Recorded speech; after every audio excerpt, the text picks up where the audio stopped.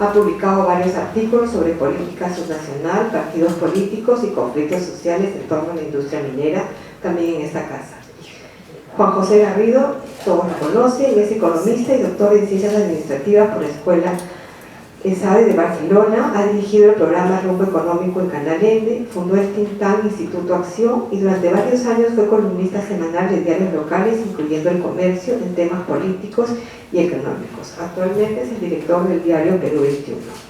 Marisa es investigadora de nuestra casa, es investigadora principal, encargada del proyecto institucional de investigación actual del Instituto de Estudios Peruanos, es socióloga de la PUC, diplomada en estudios de profundidad en la Escuela de Altos Estudios de Ciencias Sociales de París, ha sido directora del CIPCA en Piura, es investigadora y directora adjunta del Centro Bartolomé de las Casas en Cusco y ha trabajado temas diversos, desde cosas de historia económica y política, sobre sociedades rurales, desarrollo rural, descentralización. Tomará primero la palabra Juan José Garrido, entre 15 y 20 minutos, luego Marisa Rení y tendremos las palabras finales de Mauricio. Muchas gracias. Sí, tal vez partir con algo obvio, ¿no? No todos los días alguien acuña un término que va a ser una referencia en el análisis político de ahora en adelante. Así que arranque felicitaciones por lo de coaliciones independientes. Nos da una manera sencilla de explicar algo que, como dice también la introducción, todos veníamos percibiendo de alguna manera por diferentes lados, pero que Mauricio ha podido acuñarlo de una manera bastante precisa, ¿no? El libro ya lo explicará Mauricio. Yo tal vez quisiera aprovechar el tiempo para comentar un poco las reflexiones que he tenido mientras que leía el libro y que iba haciendo un poco anotaciones al margen, ¿no? Que es como uno suele leer estos libros. Lo obvio es la data, ¿no? Que es que los partidos políticos han venido perdiendo espacio en la arena, sea por los incentivos endógenos o exógenos, eso lo va a explicar mejor Mauricio. Están los casos de aquellos partidos que se han creado recientemente, como por ejemplo Alianza por el Progreso en Trujillo, y las coaliciones que han sido predominantemente ganadoras, como aquellas que se han creado en Lima y que están muy bien alineadas en el capítulo 3, ¿no? La concertación para el desarrollo regional y patria joven. Una de las cosas que es una especie de suerte de pivote en el libro es la premisa de que la democracia sin partidos en la que vivimos tiene un origen en la crisis de los partidos de 1990. Y yo ahí quisiera hacer tal vez una primera reflexión que puede servir también como de pregunta a Mauricio para que la pueda desarrollar. No sé si es que en 1990 el ingreso de la candidatura de Alberto Fujimori con Cambio 90 es producto de una partidocracia que ya estaba fragmentada, o si es algo que provenía de antes, ¿no? En los 80s existían también muy pocos partidos, sí, eran los que copaban la mayor parte de la escena política nacional, pero lo que yo siento es que llegaron a 1990 no fragmentados en el sentido del partido per se, sino fragmentados frente a la opinión pública, desacreditados tal vez sea la palabra.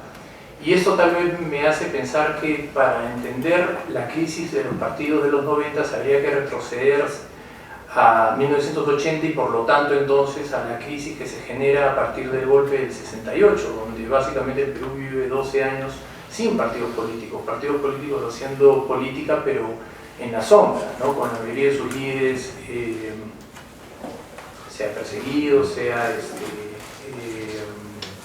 desterrados, ¿no? Entonces ahí yo no sé si es que el fenómeno que vemos en los 90 es producto de algo que ya venía incubándose desde antes, ¿no? recuerdo una lectura de la Corporación RAND de 1990, que partía, del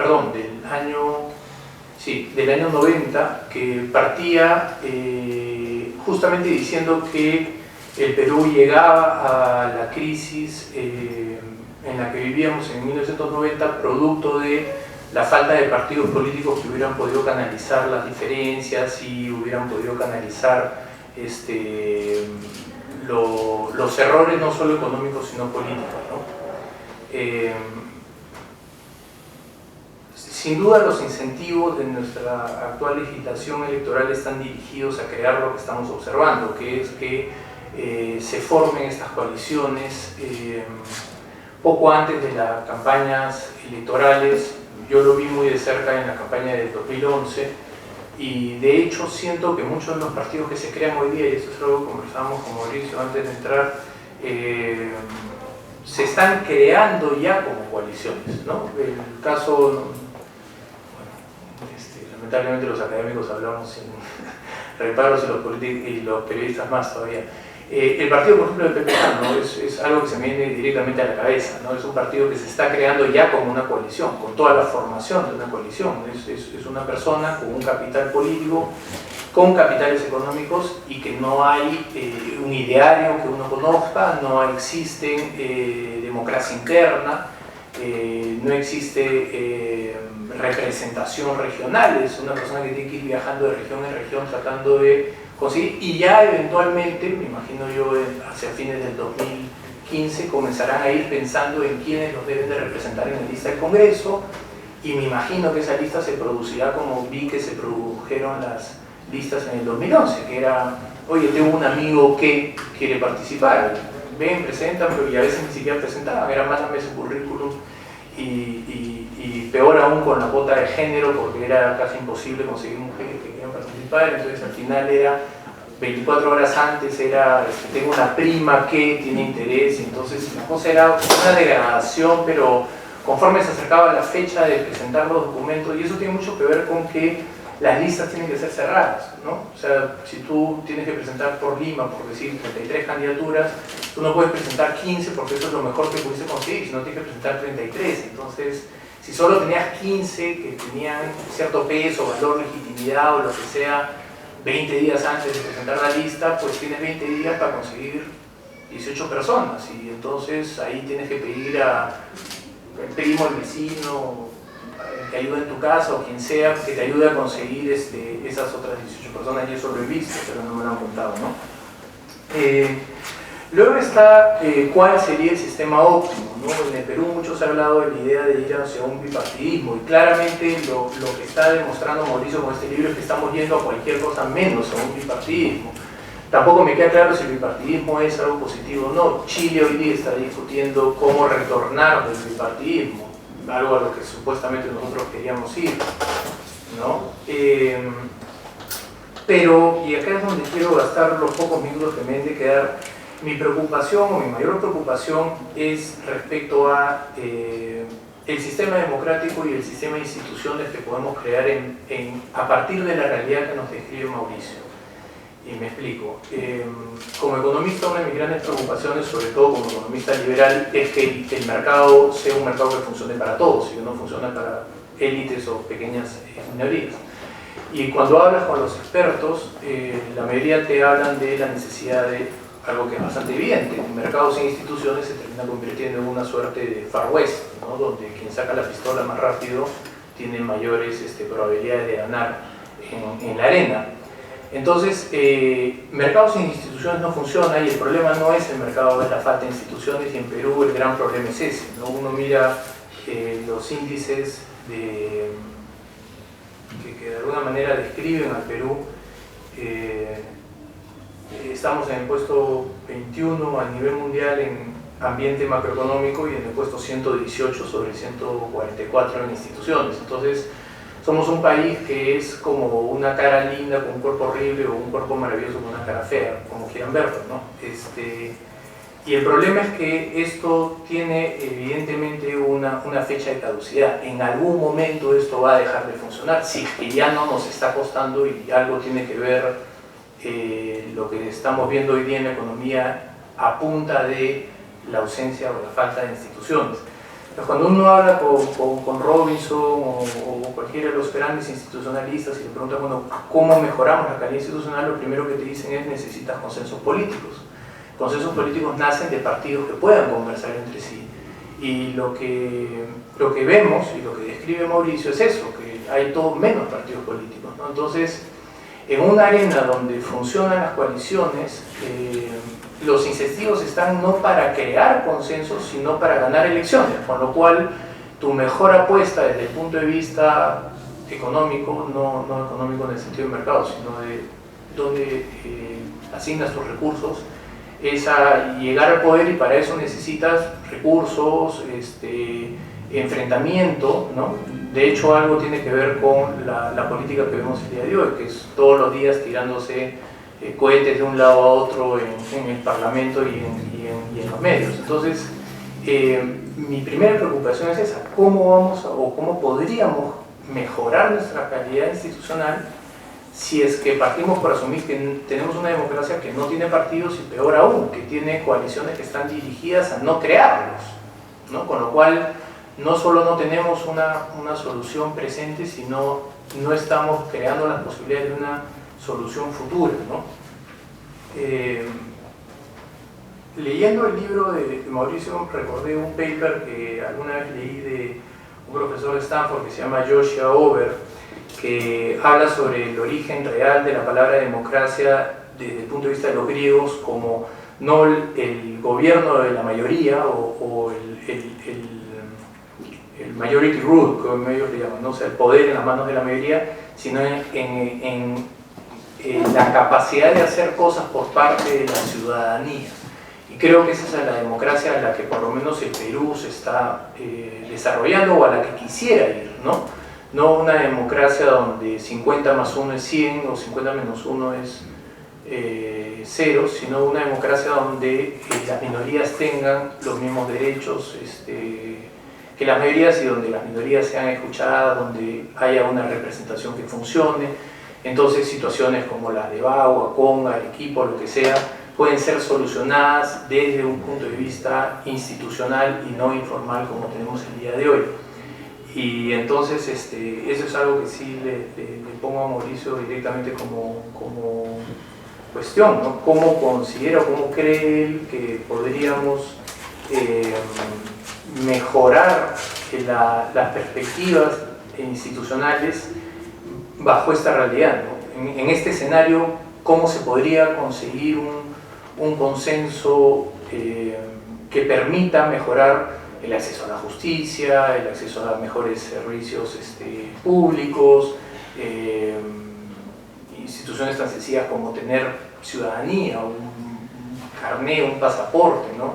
Que son reformas que requieren de nuevo de consensos, y dentro de este escenario, dentro de este ecosistema político en el que estamos el día de hoy, pues todo apunta a que no va a ser posible a través de consenso, ¿no?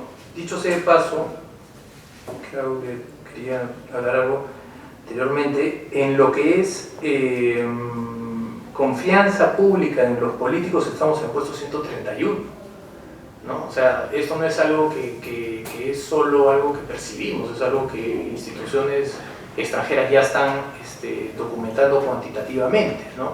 131 sobre 144 es más o menos como que está pues en el decil inferior, no estás en la cola a nivel global, peor no podríamos estar, ¿no? Entonces, tal vez la reflexión final sería que lo que estamos presenciando hoy día en la política, y lo vemos pues en el Congreso, en la forma como se desarrolla la retórica y la agenda política, es, por cierto, un resultado de este escenario descrito por Mauricio, y no al revés, que este escenario esté produciendo estas coaliciones, ¿no? Lo puedo dejar ahí después. Gracias. Bueno, yo me sumo a las felicitaciones a Mauricio Zabaleta y a Liebre por publicar este libro, que creo que es un libro excelente. En primer lugar, es muy sorprendente que un libro que, eso no pasa así nomás, que un libro que, digamos, tiene como base una tesis de licenciatura, llegue rápidamente al libro, y a un libro excelente. Normalmente la carrera académica de una persona espera que su tesis de licenciatura, de ahí salga un artículo bacán, ¿no? Pero estamos ante un libro que hace pues lo que hay que hacer, que es una exploración conceptual interesantísima. Todo el primer capítulo va construyendo un marco analítico y luego un análisis concreto, además, en base no solamente a, en fin, a lo que pasa con los partidos y que leemos en Perú 21 y en todas partes, sino en un trabajo de campo, o sea, en Puno, en San Martín, etc. Y entonces es notablemente interesante. Ahora, como ha señalado mi colega, el libro tiene una virtud que es la de dar nombre a algo que todo el tiempo los analistas hemos ido hablando en términos negativos.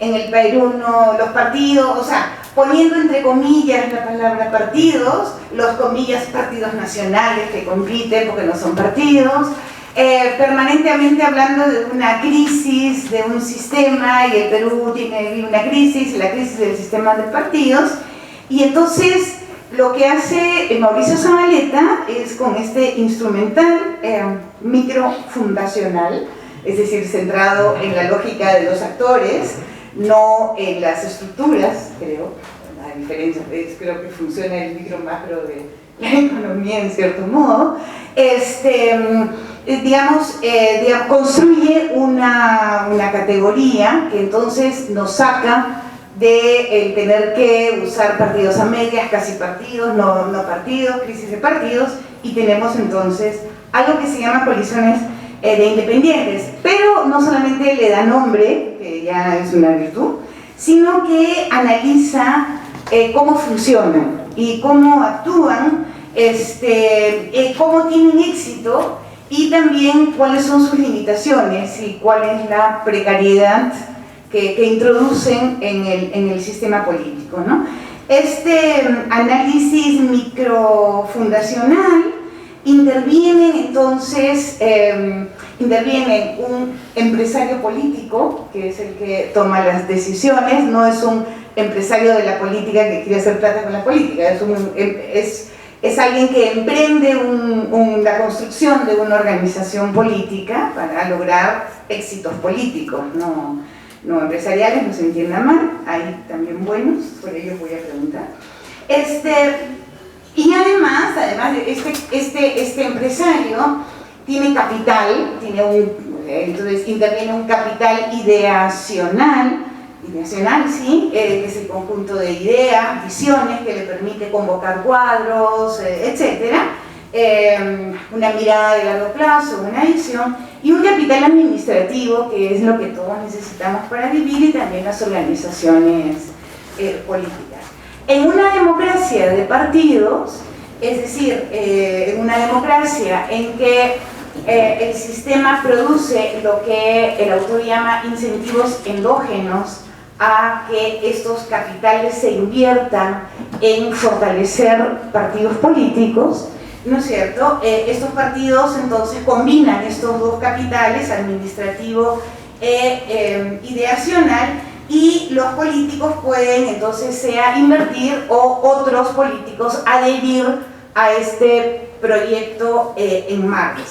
Esta inversión o adhesión de capitales también de prestigios personales tiene costos, así nomás no se hace. Entonces hay un análisis de los costos transaccionales de construir una organización partidaria, es decir, no es que yo mis recursos me los guardo para mí, tengo que compartirlos con otros, y sobre todo el costo transaccional más importante es el de empoderar potenciales competidores, potenciales contrincantes. Un gatito, yo pongo acá la planta, pongo el nombre, el símbolo, ¿no es cierto?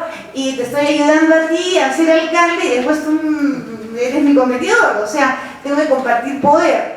Esta decisión, ¿no es cierto?, requiere entonces un entorno de incentivos para que los incentivos vayan hacia la inversión partidaria. Ese es un sistema clásico. Entonces, en el Perú no existen incentivos endógenos en el sistema político para que los capitales, sea de prestigios personales o capitales ideacionales, y sobre todo los capitales económicos, se inviertan en organizaciones políticas. En principio creo, pero ahí entonces empiezo a dudar, y esa es una primera pregunta, por el marco institucional débil del sistema político, es decir, hay son parlamentos débiles. ¿Por qué alguien necesita tener un partido político? Porque si gana la presidencia en España y no tiene parlamento, no tiene mayoría o no tiene una buena cantidad de congresistas, no puede gobernar, ¿no es cierto? Se crean situaciones de crisis de gobernabilidad. En el Perú no pasa nada, ¿no es cierto? No solamente el partido de gobierno no tiene mayoría hace tiempo, sino que últimamente el actual partido de gobierno anda perdiendo toneladas y no pasa nada. Y seguirá perdiendo, mientras más se acerquen, son independientes, ¿no es cierto? Que estarán buscando dónde se colocan, ¿no? Y entonces, pero no pasa nada, no tenemos una crisis de gobernabilidad, porque el otro día hay un señor, que no me acuerdo su apellido, que renunció, nadie se acuerda su apellido, en fin. Seguro no fue nuestro voto preferencial, pero bueno, entonces, no pasa nada. Y lo mismo sucede, como he estado últimamente comentando, con los consejos regionales.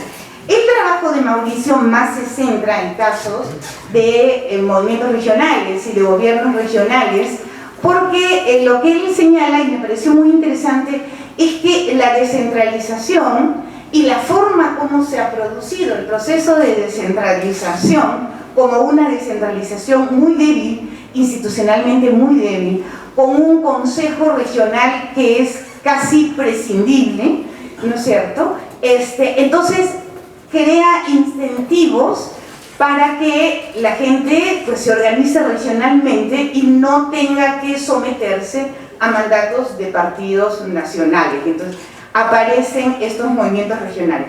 Ahora, en un país entonces de instituciones débiles, como el Parlamento débil, el Consejo Regional débil, el presidente regional con 10.000 invitaciones de sistemas administrativos que tiene que, por ahí una palabra extraordinaria, que es una gestión de sobrevivencia, ¿no es cierto?, es la gestión pública.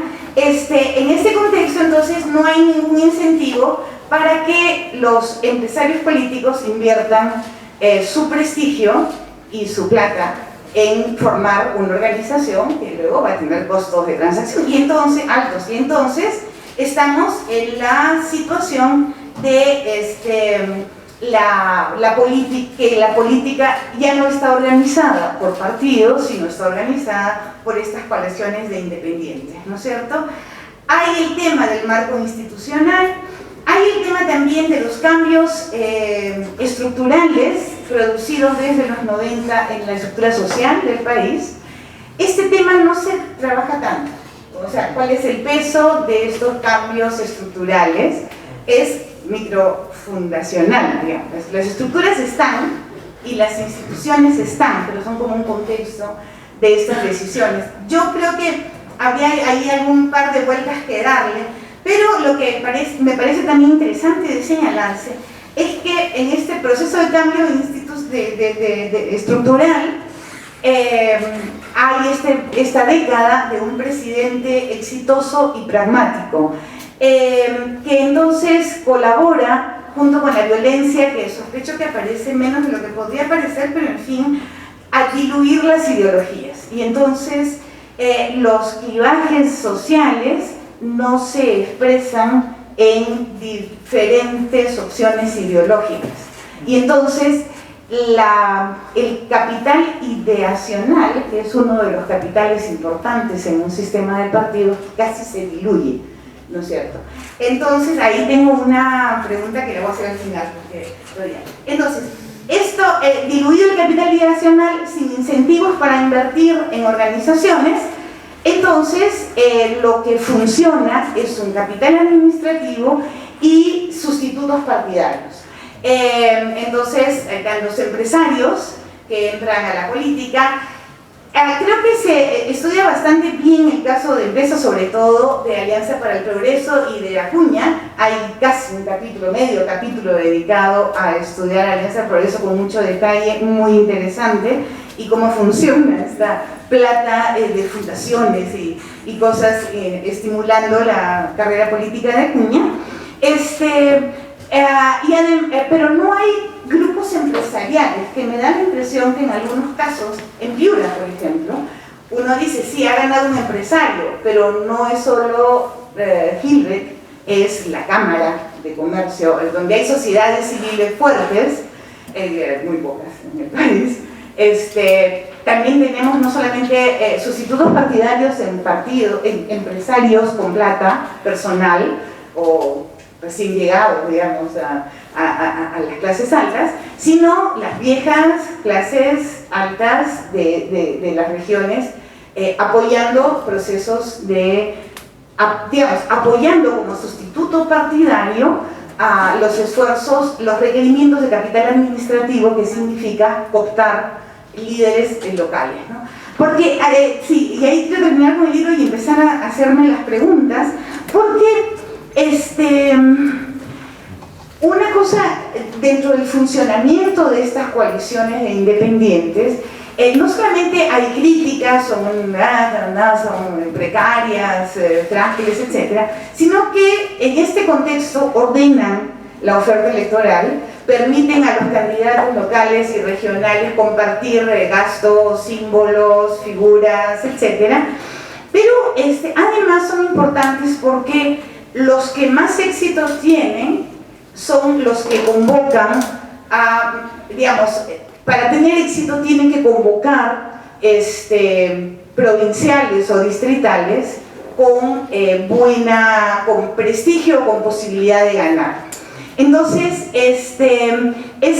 ahí, digamos, responde bien una pregunta que muchos se han hecho en este proceso electoral. ¿Por qué los partidos políticos pierden? Bueno, pierden porque no logran construir sólidamente, digamos, entregar un capital suficiente para convencer líderes regionales y locales a adherir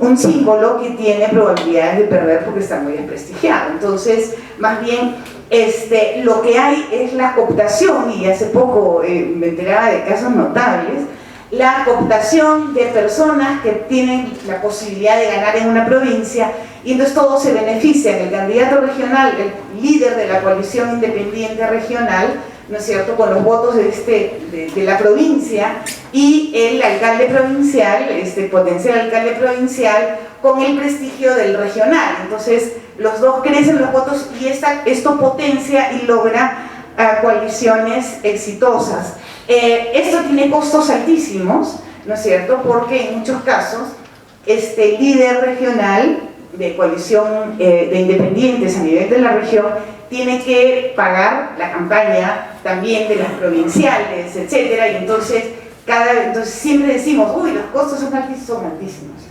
Y por eso es que funcionan estos sustitutos partidarios, tanto para proveer dinero como para proveer masas en los mítines. Eso lo ha trabajado muy bien Paula Muñoz. Estos operadores horribles que existen, yo no lo sabía, pero existen operadores que tienen contacto con sectores populares y que funcionan como nexo entre políticos dispuestos a dar regalos de campaña, porque no hay clientelismo sólido que se mantenga en situaciones tan precarias, tan inciertas, de coaliciones de independientes, pero en campaña hay regalos, entonces esos canalizan los regalos y logran que la gente vaya a los mítines. Al lograr que la gente vaya a los mítines sale en el periódico y entonces es un candidato con posibilidad. Esos operadores son fundamentales, trabajan a sueldo de las coaliciones y además los medios de comunicación. Ahora, y eso ya empiezo a preguntarme, ¿salen también, y ahí no hay mucho, están los buenos? O sea, y los buenos me faltan en este análisis en general, es decir, el propio César Villanueva, que se estudiaba en el libro, toma prestigio y se apoya en una ONG, no me acuerdo cómo se llama, en fin, era bastante grande en la Amazonía. Era probablemente esto lo que le permitía llegar a sitios lejanos, ser conocido, tener a los promotores un poco también levantando la figura, la camioneta de la institución, más o menos, pero se facilitan las cosas. Y entonces ha habido estos buenos, estos que surgen, digamos, de un prestigio profesional, de servicio a la población, etcétera, en estos marcos. Eso no están, y a mí me sorprende, pero tampoco están otros buenos, digamos, están bien canalizados los malos, como, no sé, Acción Popular. Acción Popular no es una coalición de independientes, yo no lo diría. No me parece que Mesías Guevara sea un improvisado que buscaron en, no sé dónde es, Amazonía, creo, Amazonas, ¿no? Cajamarca. Que buscaron en Cajamarca a ver quién tiene acá pinta de ser un buen candidato, no, o sea, era un militante de Acción Popular. Si Dios es grande, escucha las oraciones de Acción Popular y Gastón Acurio acepta ser candidato de ese partido. No es un militante, pero es familia acción populista, ¿no es cierto? Ahí que no tiene éxito en lograr presidencia, tiene alianzas que le permiten mantenerse en el Congreso y algunos pequeños éxitos en algunas provincias, con lo cual efectivamente refuerza poquito su capital administrativo al lograr entregar a los militantes, puestos, etcétera, ¿no? Que es como se incrementa, digamos, uno invierte en un capital administrativo inicial y luego, en cierto modo, recupera también de formas horribles o menos dramáticas en el ejercicio mismo del gobierno. Entonces, me parece que faltan los buenos y porque ¿por qué no ganan? ¿No? Incluso uno ve en algunas regiones estos, comillas, empresarios políticos, sobre todo, bueno, yo conozco en lo que fue la Izquierda Unida, no son solamente, o sea, no son personas, son grupos, son nexos, son redes, ¿no es cierto?, que tratan de construir una organización y muchas veces no funciona. Suele faltar capital administrativo, supongo, porque son los buenos, o sea, cuando han sido gobierno no han acumulado un capital administrativo, para decirlo en los términos decentes. Entonces, eso habría que verlo. Una tercera cosa, para ir terminando, coincido con Jorge Luis en que los partidos de los que aparecen en los 60, después del golpe militar, después del periodo militar, y que reaparecen en una pequeña primavera en los 2000, después del Fujimorato, no son, sin embargo, no son partidos fuertes. En el Perú hay dos cosas que han debilitado enormemente la formación de partidos republicanos. Una la estudió muy bien Alicia del Águila, que es el tema de que los analfabetos votan recién en el 80.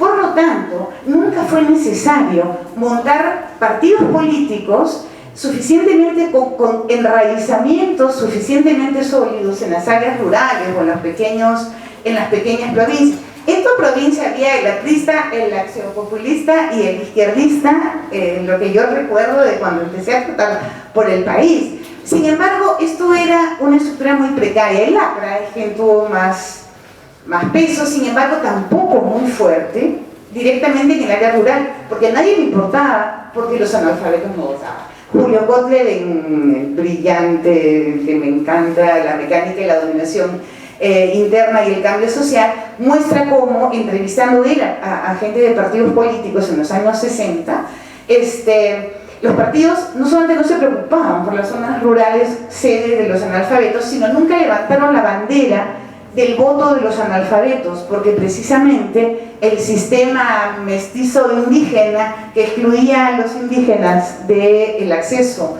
al poder político era la base del poder de sus militantes en las provincias, ¿no es cierto? Entonces, cuando cae el voto analfabeto, cae, en fin, de las buenas ideas, ¿no es cierto? Y esto crea una avalancha que los partidos no logran. La segunda, para ir rápido, es la intensidad de golpes militares en este país.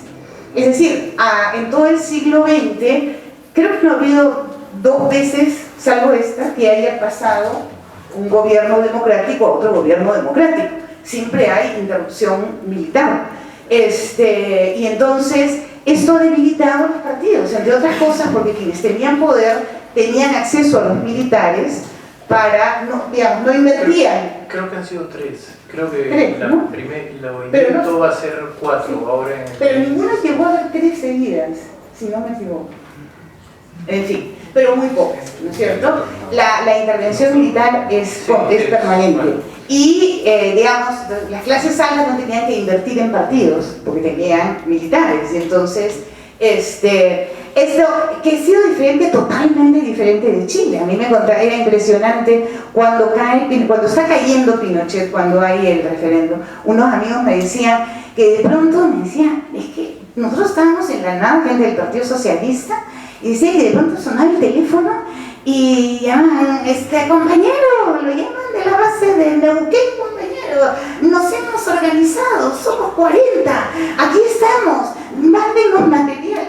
Sí, sí, es una cosa impresionante que aparecía por todo el país. Eso no existe en el Perú, ¿no? Entonces, efectivamente, el gobierno militar es un golpe, la violencia política, el fujimorismo y 2 gobiernos civiles desastrosos que fueron Belaúnde y Alan García, en fin, fue mucho para este país. Una última cosita,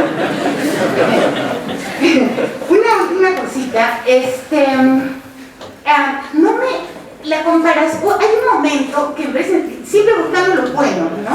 Hay una comparación entre el éxito de Villanueva con Nueva Amazonía y el fracaso de Alberto Quintanilla con el PDR en Puno. Entonces, en un momento parece ser que la clave del éxito de Nueva Amazonía, que tiene ideología y tiene visión y tiene, no es carencia, se acuña, ¿no? No sabe qué país buscan. Sí, lo sabe.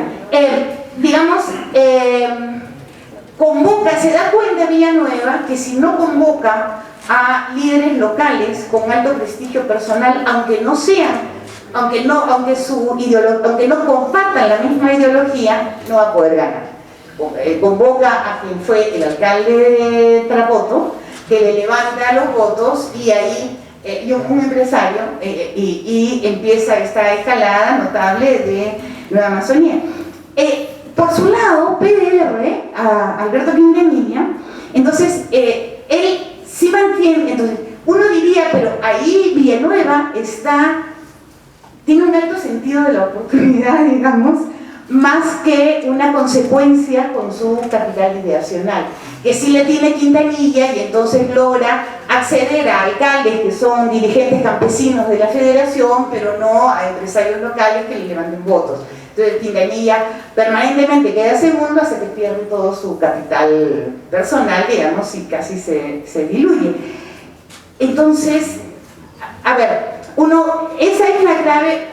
Pero sin embargo hay elementos de contexto que habría que explicar.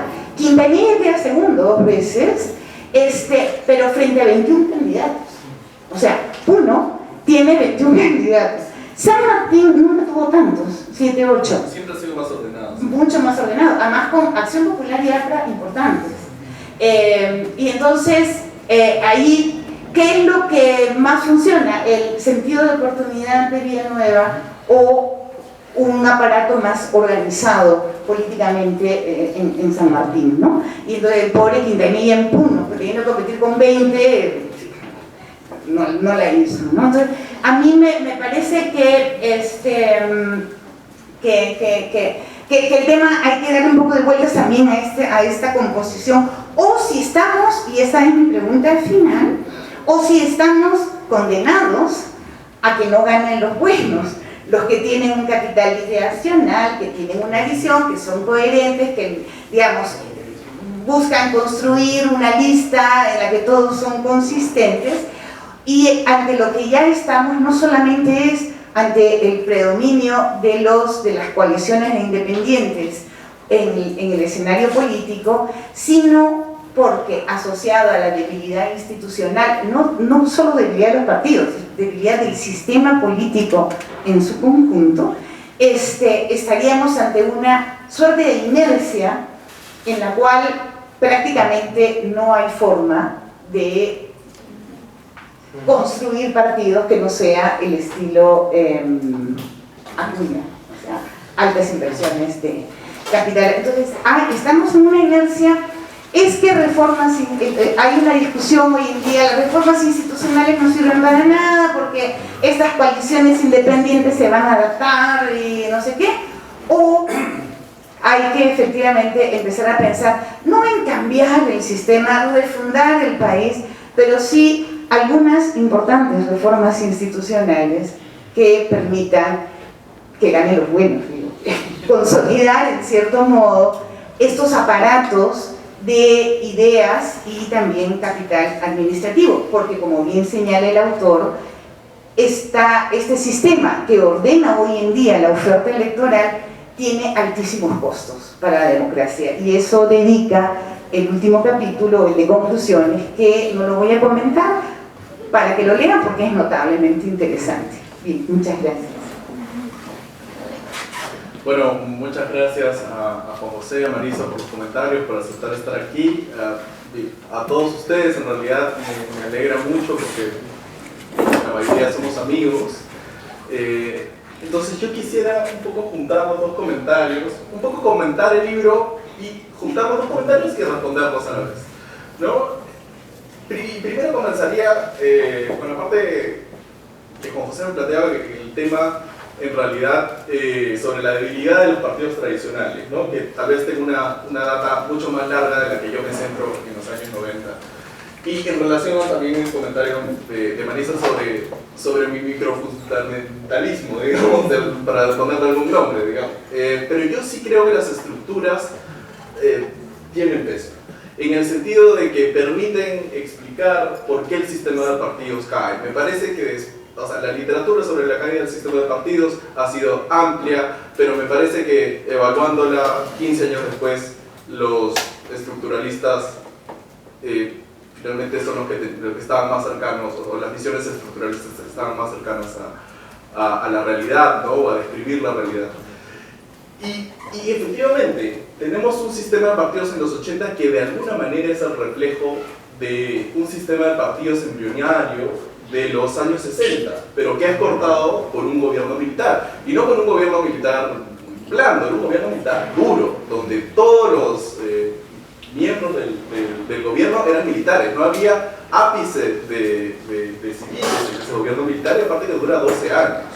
Entonces, digamos, le cortan la viada ya a estos partidos, y que eran interesantes porque teníamos el APRA en el norte, digamos, o el APRA con pie en el norte, y yo creo que no podemos entender a Belaúnde sin los arequipeños del 45, digamos, que también era una expresión sureña.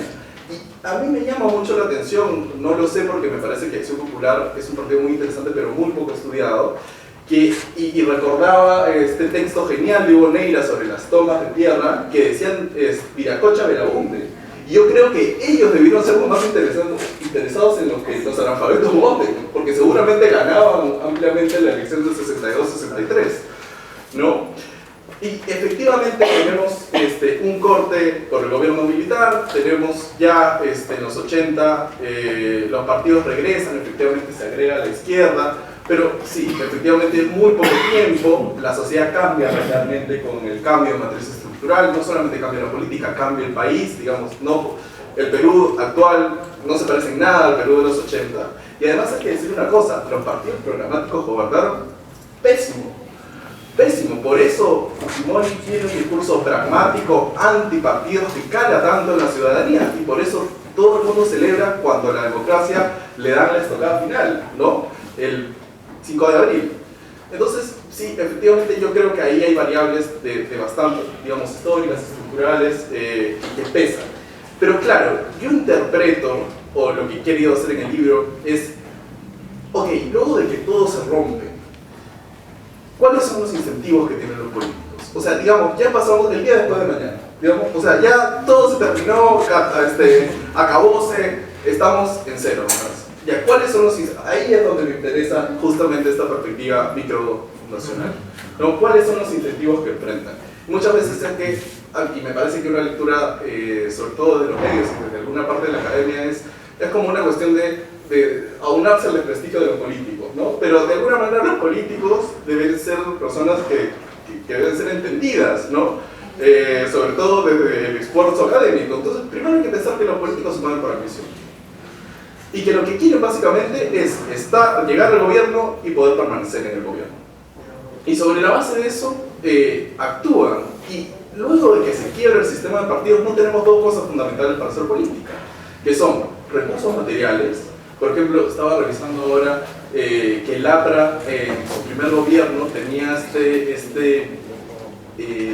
PAIT, ¿no? Que era el programa de apoyo al ingreso temporal. Claro, y esa es la forma más descarada, o digamos, la forma más clara de poder inyectar recursos hacia el partido, digamos, ¿no? Y contratar gente que en realidad hacía trabajos muy pequeños, y que es un poco lo que hace Acuña con el Senat, bueno, solo que el APRA lo hacía a nivel macro. Intentaron hacerlo, hay una entrevista bien interesante de Cornejo del 2006 que quieren volver con este programa, pero claro, en la vida iban a poder volver con este programa, digamos, la sociedad peruana ya cambió, los tecnócratas tienen poder, digamos, es bien difícil poder hacer eso. Y también hay otra cosa fundamental, que es ya no hay ideas, ¿no? El fujimorismo acaba con las ideas, me parece a mí que, y es muy exitoso acabando con las ideas, ¿no? O sea, yo creo que, como decía Julio Kotler en una entrevista del año pasado, me parece, o hace 2 años, todavía estamos viviendo una sociedad post-fujimorista, ¿no? Las ideas se arrasan, y hay una cosa muy interesante, que los políticos aprenden que se puede ganar elecciones y te puedes mantener en el poder no teniendo ideas, no teniendo programa y no teniendo partido. Digamos, esa me parece que a mí que es la lección de Fujimori. Y sobre la base de eso, ok, estamos en un nuevo escenario. ¿Cómo te articulas? Y a mí me parece que 2 cosas son las centrales en este escenario: sin ideas, sin recursos, o bueno, cuando los recursos son limitados a ciertos grupos específicos, como puede ser en el caso de Acuña o algunos empresarios regionales. Básicamente estamos pensando en 2 cosas. Primero, el individuo, ¿no? ¿Cuál es mi valor? Digamos, este es un mercado electoral. Pensemos, aunque esto puede sonar un poco violento, pero pensemos que estamos en un mercado electoral. Cada político tiene un valor de competencia. Ese valor está dado por 2 cosas fundamentales: cuán conocido es, y segundo, cuántos recursos puede manejar.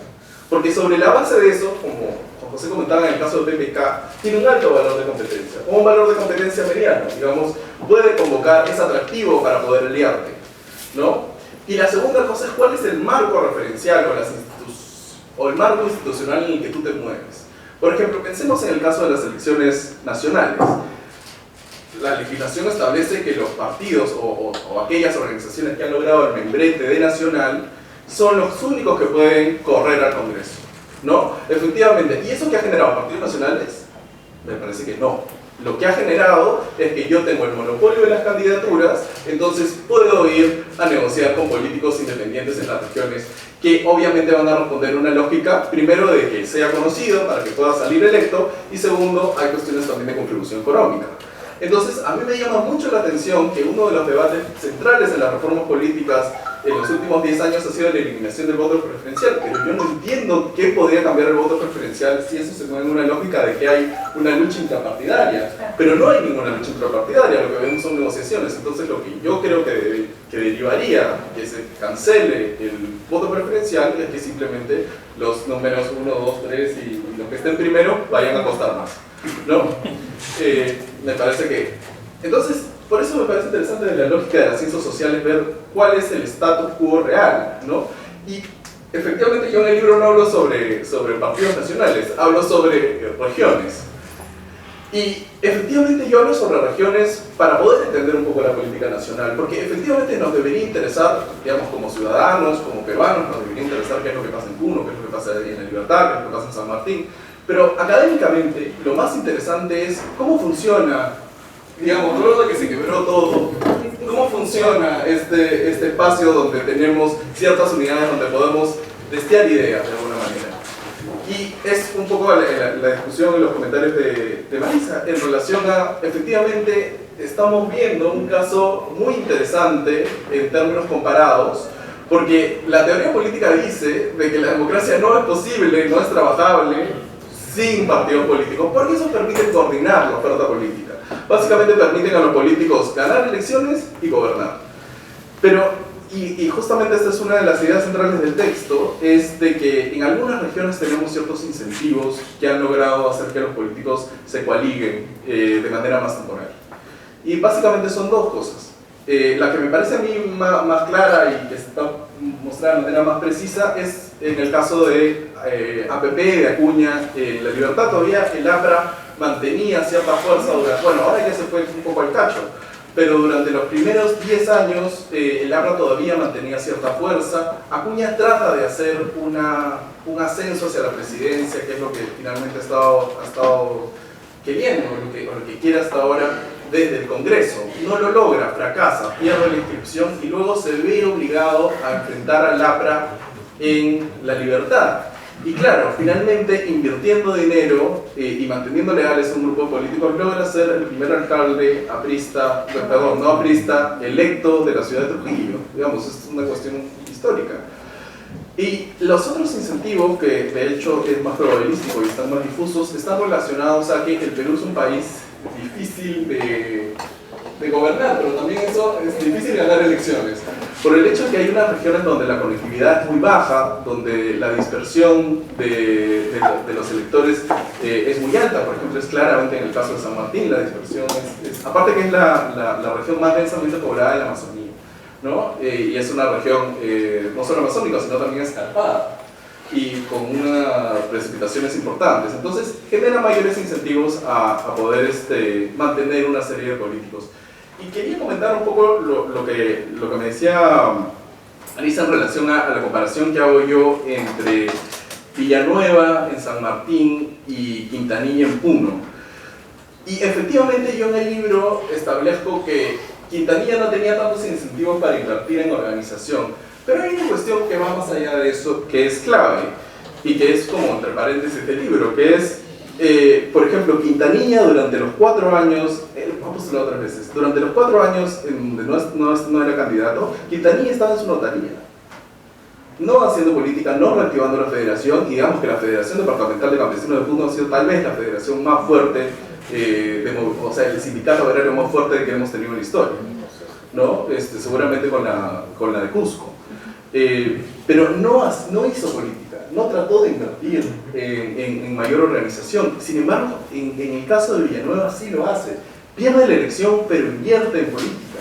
Hace política, visita, consigue candidatos. Y además hay una cosa interesante, que ya tú lo mencionabas, en relación a que es mucho más hábil o mucho más pragmático en relación a conseguir candidatos que puedan generarle arrastre, ¿no? Y es un poco, poniendo ya en 2014, en relación a lo que ha hecho Goyo Santos, de alguna manera. Yo no sé si Goyo Santos sea bueno o malo, digamos, ¿no? Pero sí, yo revisé, hice la misma metodología para ver si el MAS se comportaba como una coalición o como un partido, porque muchos dirían, ¿a qué está pues el movimiento ideológico?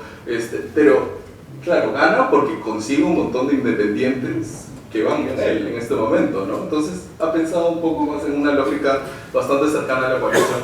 Y un poco cogiendo los comentarios de ambos en relación a la emergencia de este nuevo modelo, ¿no? Este nuevo modelo marcado por incentivos de la estructura electoral y por incentivos, claro, de la propia personalidad de los políticos.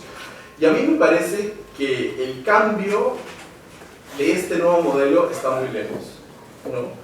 Me parece que más bien es como un modelo que se refuerza a sí mismo. Porque efectivamente, ¿para qué voy a invertir, pensando también de una lógica macro, ¿para qué voy a invertir en una organización si puedo ganar con una coalición de independientes? Incluso me parece interesante el comentario en relación a que a veces la coalición termina siendo muy fuerte, ¿no? Porque yo he visto incluso en Puno, desde el momento de la elección, ya, ¿quién? Se le cayó el regidor de Carabaya, ¿quién es de Carabaya acá? ¿No? Y se agrega a la lista, digamos, no está la lógica de pensar si este tipo, conocerlo, etc. Pero, más allá de ese paréntesis, me parece que pudiendo ganar elecciones y pudiendo hacer política, los políticos van a pensar siempre en términos bastante cortoplacistas. Si no hay partidos que puedan moldear sus incentivos, me parece que van a estar contentos desarrollando la política de esa manera y pudiendo gobernar incluso pasándolo a nivel nacional, ¿no? Los incentivos para hacer política desde la presidencia a mí me parece que son bajísimos. Digamos, lo único que ha puesto en jaque al gobierno ha sido una cuestión de, digamos, que no es una cuestión de ideas, sino que es poder ratificar al primer ministro. Entonces, no estamos frente a una lógica de confrontación de ideas y de mayores incentivos para poder gobernar. El Ejecutivo gobierna tranquilamente y el Ejecutivo gobierna tranquilamente también los espacios regionales y municipales, más aún ahí con más fuerza, porque primero, el municipio es alcaldista y segundo, no existen parlamentos regionales, ¿no? O sea, el Consejo Regional tiene en promedio 10 consejeros, entonces digamos que no es necesaria mayor coordinación. Incluso si no sacas a los consejeros que sean de tu partido, le dices, ok, hagamos una obra en tu provincia, ¿no? Digamos, la negociación es mucho más fluida. Y para ir cerrando, efectivamente tenemos una cosa que es que se refuerza a sí misma, que no parece acabar si es que no hubiese una división política mayor, como podríamos observarla en Brasil en los 90 y 2000, o Bolivia o su extremo Venezuela. Me parece que sin esas divisiones esta dinámica va a continuar, digamos, la expansión no solamente va a ser constante, sino que se va a acelerar incluso, me parece a mí, sin tratar de ser fatalista. Y quisiera acabar con lo que mencionaban los dos al final de su comentario, que son los costos de esta política. Digamos, los beneficios son que permiten a los políticos, digamos, si no existiesen estas coaliciones, estas alianzas, estaríamos en un mundo disgregado, donde las elecciones se parecerían a una lotería, pero claro, permite estas coaliciones de independientes permiten la competencia electoral, la democracia en su componente más básico. Sin embargo, vemos que los costos para la representación son altísimos. ¿No? Son altísimos, primero por una cuestión institucional. O sea, sin organizaciones capaces de representar los intereses de la ciudadanía, digamos, me parece que es difícil hablar de república, o hablar de democracia de buena calidad. Y además, no se puede hacer cosas tan simples como una democracia como votar retrospectivamente. Porque ¿qué voto retrospectivo podría haber si la mayoría de gente que estuvo en el membrete A en la elección del 2010 cambió a la elección del 2014? Entonces, sí me parece que sería importante pensar este libro como... O sea, digamos, me parece que si algún mérito tiene el libro es poder describir un escenario mucho más cercano a la realidad, porque me parece que mucho del debate que se daba sobre la base de reformas electorales estábamos pensando en partidos medianamente funcionales, y me parece que no estamos en ese escenario. Y hay que pensar, yo creo, en la clave de cuáles son aquellas reformas que pueden generar incentivos reales para que los políticos se alíen entre sí. Yo creo, yo no he estudiado el caso con profundidad, ni tampoco lo he pensado mucho, pero creo que el financiamiento público puede dar un poco más de viada, porque efectivamente generas incentivos para mayor lealtad. Pero claro, también son incentivos artificiales. En el momento que pierdes esos recursos, el partido se va a caer, y es como si a Tuña le embargan la universidad mañana, o sea, aunque se acaba, ¿no? Porque o sea, sin recursos todo el mundo va a correr para su lado. Y bueno, básicamente eso es. Si es que he faltado alguno de sus comentarios, me lo vas a saber.